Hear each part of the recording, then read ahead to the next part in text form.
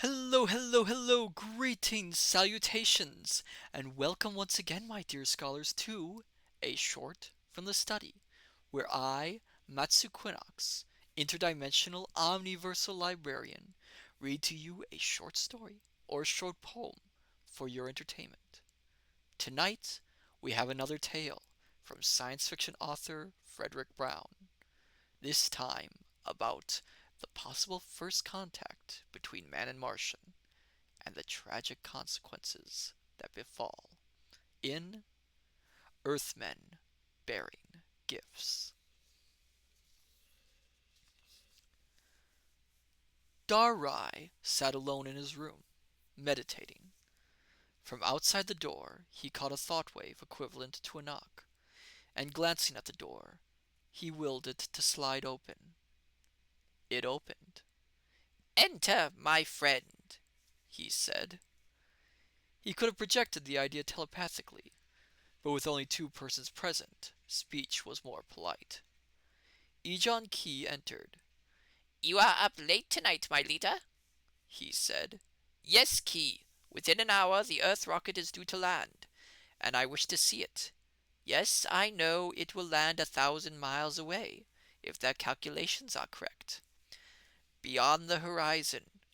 But if it lands even twice that far, the flash of the atomic explosion should be visible. And I have waited long for first contact. For even though no Earthman will be on that rocket, it will still be first contact. For them. Of course, our telepath teams have been reading their thoughts for many centuries.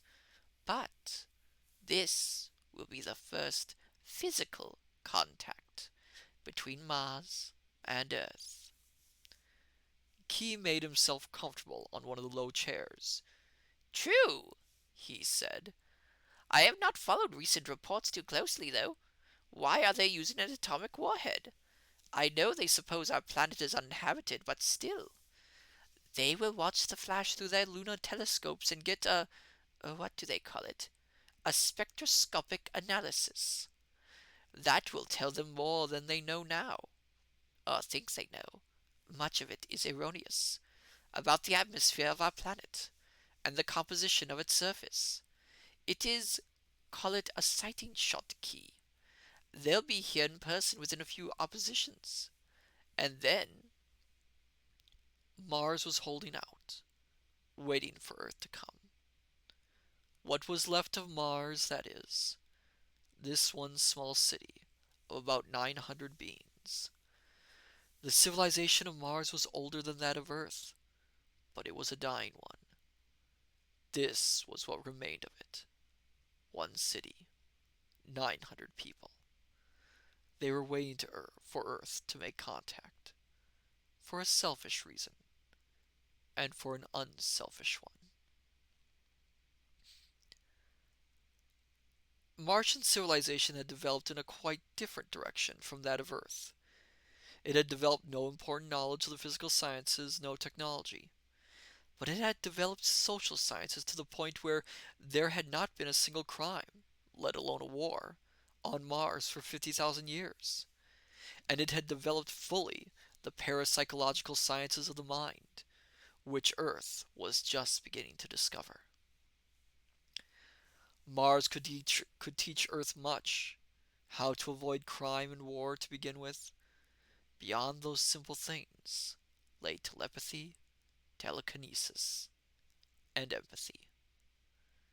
And Earth would, Mars hoped, teach them something even more valuable to Mars. How, by science and technology, which it was too late for Mars to develop now, even if they had the type of minds which would enable them to develop these things, to restore and rehabilitate a dying planet, so that an otherwise dying race might live and multiply again. Each planet would gain greatly, and neither would lose. And tonight was the night containing Earthmen, or at least an Earthman. Oh, and tonight was the night when Earth would make its first sighting shot. Its next shot, a rocket containing Earthmen, or at least an Earthman, would be at the next opposition, 2 Earth years, or roughly 4 Martian years hence. The Martians knew this, because their teams of telepaths were able to catch at least some of the thoughts of Earthmen, enough to know their plans. Unfortunately, at that distance, the connection was one way. Mars could not ask Earth to hurry its program, or tell Earth scientists the facts about Mars' composition and atmosphere, which would have made this preliminary shot unnecessary. Tonight Rai, the leader, as nearly as the Martian word can be translated, and Key, his administrative assistant and closest friend, sat and meditated together until the time was near. Then they drank a toast to the future in a beverage based on methanol, which had the same effect on Martians as alcohol on Earthmen, and climbed to the roof of the building in which they had been sitting. They watched towards the north, where the rocket should land. The stars shone brilliantly and unwinkingly through the atmosphere.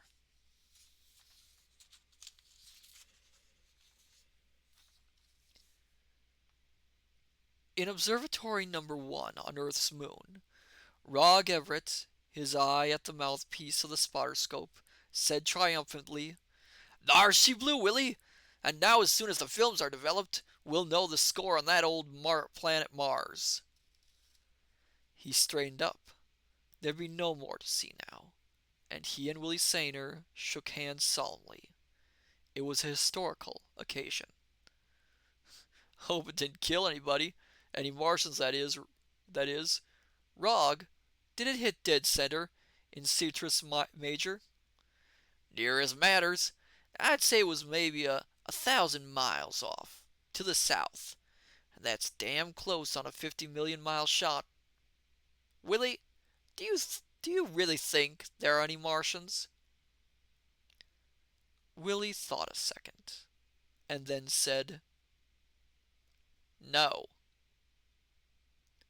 He was right. That was Earthmen Bearing Gifts by Frederick Brown. I shall see you next time, my dear scholars, once again in the study. Till we meet again, I say to you, good night, farewell, and bye-bye.